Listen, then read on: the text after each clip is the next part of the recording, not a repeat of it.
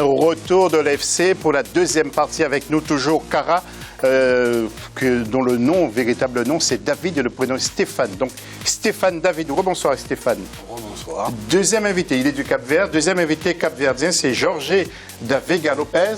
C'est bien ça? C'est bien ça. Vous avez plus une épaule de basketteur que de footballeur? Un petit peu. Ouais, vous avez fait quoi comme sport? J'ai commencé par le basket et puis par le foot. Je ne me suis pas trompé parce que moi-même j'ai été basketteur. Bon, enfin bon. Ça fait quelque temps quand même. Et puis, nous avons notre éditorialiste, Mohamed Traoré, qui est là avec nous. Mohamed, bonsoir. Et puis, la question de l'FC, après les prochaines élections à la FIFA, quelles sont les priorités pour l'Afrique? Vous n'hésitez pas, vous réagissez sous nos réseaux sociaux, mais aussi fc@africa24tv.com. Deuxième grand titre, pourquoi un tel progrès pour le football capverdien? Les requins bleus, c'est le dossier du magazine.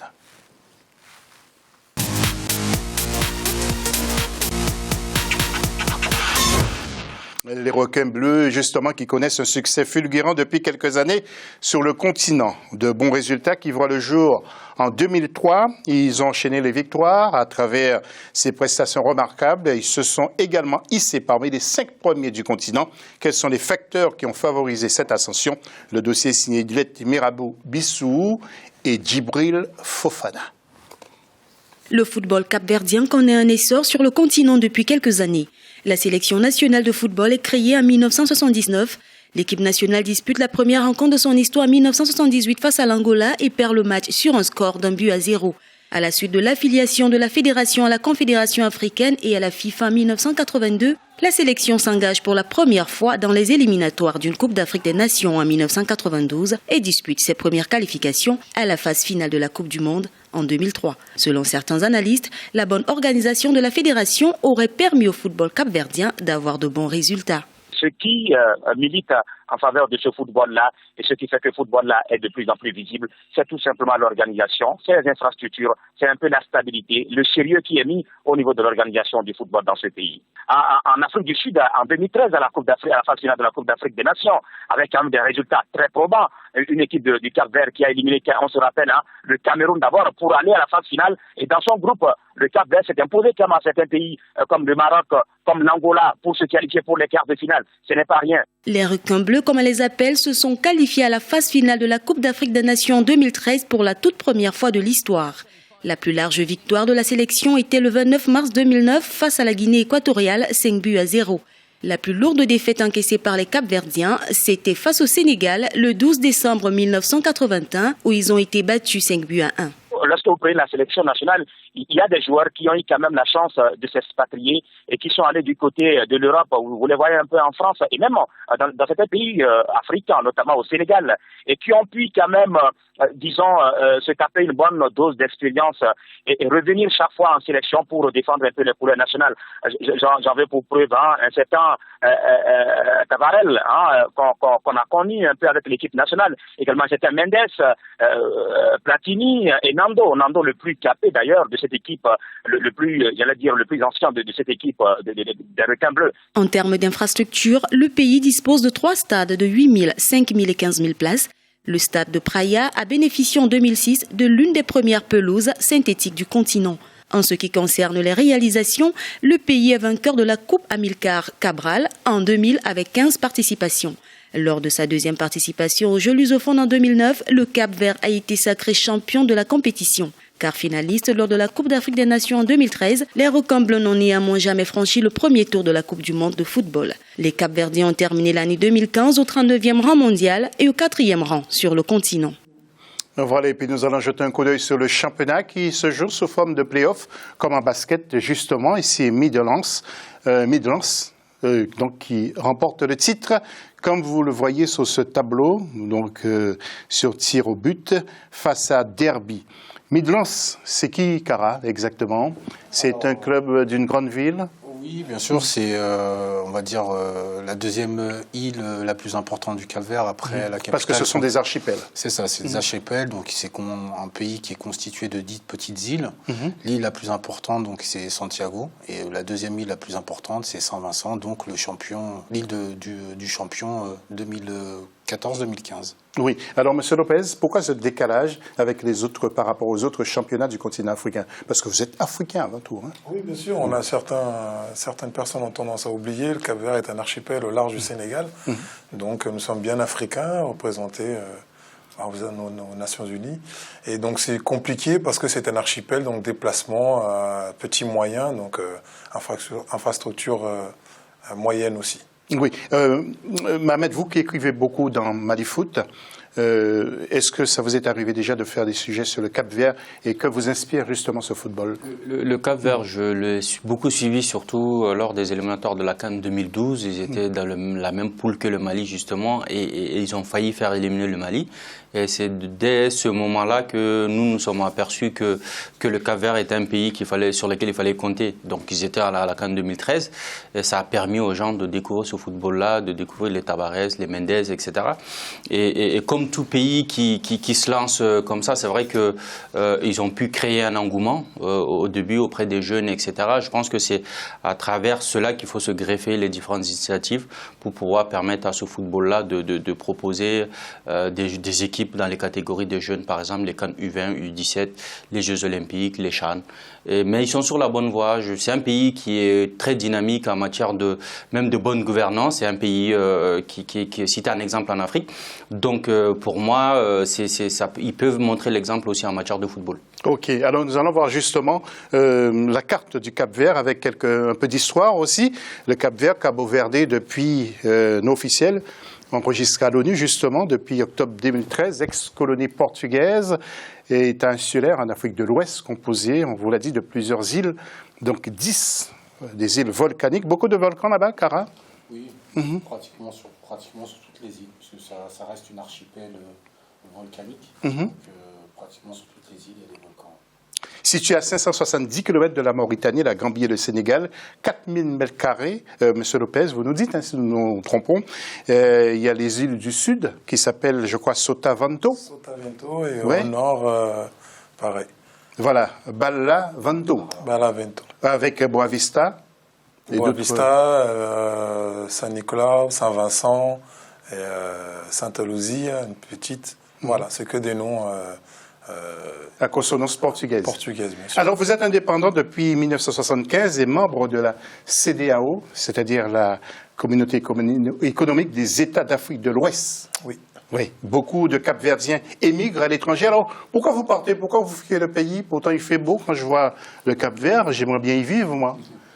Kara? En fait, on ne le fuit pas, le pays. C'est que, étant un pays d'Afrique, une petite archipel, un pays sur le continent africain en voie de développement, donc automatiquement, sur place, c'est vrai que le travail, le cadre de vie est quand même un peu difficile.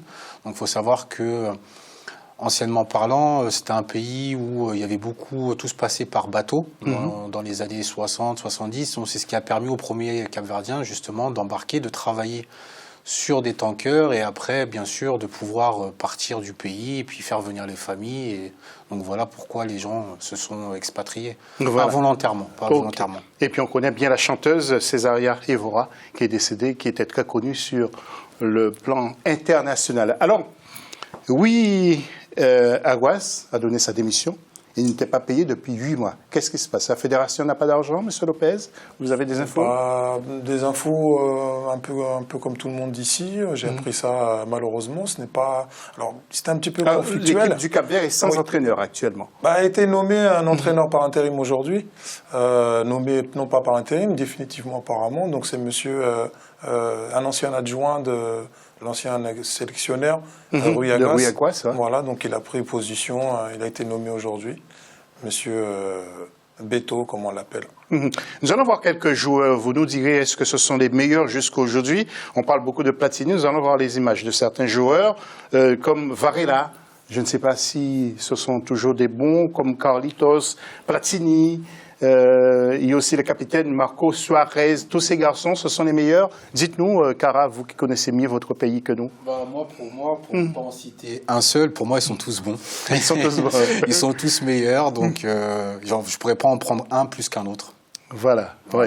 Alors justement, Joseph-Antoine Bell, va nous dire après ces images pourquoi justement le football capverdien est en pleine progression, Joseph-Antoine Bell.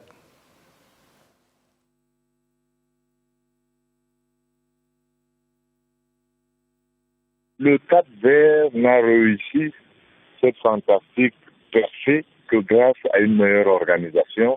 Et on l'a vu, on a vu son équipe nationale jouer, on a bien compris que généralement cette équipe-là avait des résultats au-dessus des individualités qui composaient le groupe. Ça veut donc dire que c'est le collectif et donc le travail derrière. Lorsqu'on gagne grâce à un joueur, c'est du talent individuel. Lorsqu'on gagne grâce à l'équipe, c'est qu'il y a un travail collectif qui est fait et donc il y a une tête qui a pensé à tout cela. C'est ce qui se passe et qui se passait avec le Cap-Vert. Malheureusement, le Cap-Vert est situé en Afrique et donc nous venons d'apprendre que le Cap-Vert est contaminé et bel et bien le cousin des autres fédérations. Et donc aujourd'hui, le Cap-Vert n'a pas payé son entraîneur pendant 8 mois, donc on retombe, il faut oser le dire, dans les gouvernements africains qui nous causent tant de tort. Voilà, donc le Cap-Vert contaminé par d'autres pays, parce qu'il faut quand même préciser que ce ne sont pas tous les pays qui traitent mal quelquefois leurs entraîneurs. Messieurs, nous allons voir quelques stades. Vous avez de beaux stades. Le plus grand contient combien de personnes, Monsieur Lopez? 22 000, je crois, c'est le nouveau. Et celui-là, il se situe où, exactement? À Praia, la capitale. Ouais. Qui contient, vous avez dit? De mémoire, je crois que c'est 17 à 22 000 places. Oui, c'est quand même pas mal. Vous avez de belles infrastructures, hein, Kara? Oui, tout à fait. On est en train de s'organiser à l'image de ce qui se fait en Afrique, donc de restructurer notre football, et de faire en sorte de prendre sur la formation, sur aussi le matériel adéquat pour qu'on puisse justement pratiquer un bon football. Voilà. Avant de parler de matériel, parce que justement vous menez une opération pour emmener du matériel depuis l'Europe du côté du Cap-Vert pour aider justement au football de se développer. Nous allons voir quelques entraîneurs qui se succèdent chez vous. Lucio Antunes, qui a beaucoup fait parler de lui, ça vous dit, mon cher Mohamed. Hein? Il y a aussi Cardozo, Beto, c'est lui qui remplace en ce moment. Oui, Aguas. Alors, lequel qui a marqué le plus selon vous? Tiens, on va donner la parole à notre édito d'abord. Mohamed, pour vous, lequel qui a le plus marqué ce football capverdien parmi ces 3 entraîneurs? Le dernier entraîneur pour moi, parce que c'est lui qui a pu amener l'équipe en Coupe d'Afrique. Et ça a été vraiment ça a suscité de l'engouement et beaucoup d'interrogations au début, parce qu'on se disait, tiens, le Cap-Vert. Et finalement, ils ont pu développer un beau football. C'est vrai qu'il avait eu aussi des bons joueurs comme Tavares et Mendes qui étaient les fers de lance de cette sélection. Mais le mérite vient aussi à l'entraîneur d'avoir su gérer ces jeunes joueurs. Stéphane David Dikara, pour vous, lequel qui a le plus marqué? Vous êtes d'accord avec Mohamed? Parmi ces trois entraîneurs, je pense que Lucio Antunes, de par ce qu'il a fait, de par le travail, c'est un local déjà pour commencer. Donc c'est jamais évident en Afrique de prendre un local. Et lui, il a réussi à faire en sorte de parler du Cap-Vert depuis avant 2013. Donc sur 2012 aussi, quand on a failli sortir le Mali en phase de poule, donc c'était son travail. Et puis ensuite, justement, à cette CAN, réussi à faire en sorte à fédérer la sélection, à fédérer les joueurs, à amener cette petite touche capverdienne qui est si particulière. Et donc, je pense que parmi ces 3, oui, Lucio. Monsieur Lopez, je ne vais pas vous poser la même question, mais tout simplement, vous menez une opération pour amener du matériel là-bas? Oui, de par mon association, Chodibola. Comment vous organisez-vous? Comment ça se passe? Nous avons signé des partenariats avec des clubs de la région parisienne, des clubs phares, pour ne pas les citer pour l'instant. Donc, pour amener du matériel pour préparer tout ce qui est entraînement, coupelle, ballon, chasuble, ça peut être basique ici à Paris, mais vital en Afrique. Oui. Vous êtes la plus grosse association en Europe? Il y en a beaucoup en Europe. La diaspora, elle est énormément. Au Portugal, à Amsterdam, à Rotterdam, pardon, on avait dit en Hollande. Il y en a beaucoup d'associations capverdiennes. Je ne les connais pas toutes, je ne pense pas que nous soyons la plus grande. Mais une parmi tant d'autres. Cara, vous voulez rajouter un mot? Non, pas spécialement.